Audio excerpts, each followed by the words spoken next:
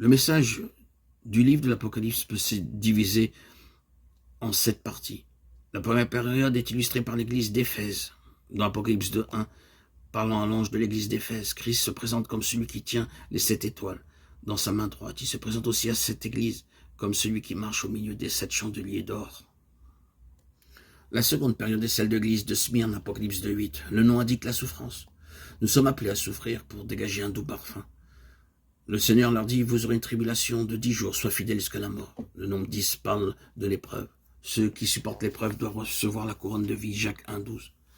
La troisième période est celle de l'église de Pergame, Apocalypse 2:12. Christ se présente comme celui qui a l'épée aiguë à 2 tranchants.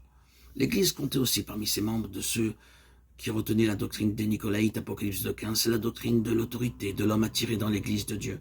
La récompense promise est ici là, manne cachée, la nourriture spirituelle dont nous avons besoin pour la vie nouvelle. Un caillou blanc est aussi promis aux vainqueurs. Avec l'aide de la pierre blanche, nous pourrons aussi découvrir la volonté de Dieu. La quatrième période de l'histoire de l'Église est celle de l'Église de Thyatire, Apocalypse 2:18. Christ se présente comme le Fils de Dieu. Il dit, regardez mes yeux, oserais-je, à moins que le péché dont le diable est la cause ne soit jugé. Nous ne pouvons pas vaincre le diable. La récompense promise est l'étoile du matin, Apocalypse 2:28. Voici, je me tiens à la porte et je frappe. Si quelqu'un entend ma voix et ouvre la porte, j'entrerai chez lui, je souperai avec lui et lui avec moi, Apocalypse 3:20. La cinquième période est celle de Sardes, Apocalypse 3:1-6. Le Seigneur Jésus-Christ se présente comme celui qui a les 7 esprits de Dieu, Apocalypse 3:1. Le vêtement blanc promis aux vainqueurs. Dans le verset 5, parle de la beauté céleste. Il a aussi promis qu'il n'effacera pas le nom du vainqueur du livre de vie.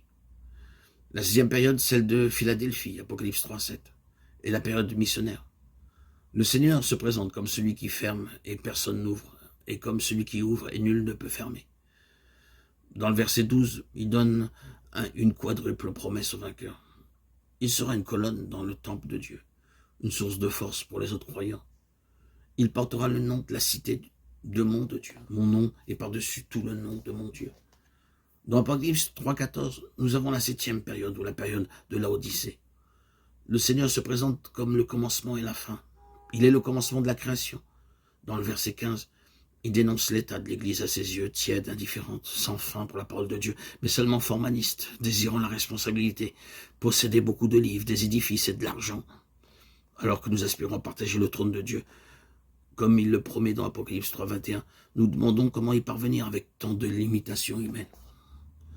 Nous partagerons ce trône, non pas à cause de ce que nous sommes, mais à cause de l'alliance de Dieu, selon sa promesse. Je ne violerai point mon alliance, psaume 89:35. L'arc-en-ciel est le signe de la fidélité de Dieu. Nous devons croire et proclamer sa promesse.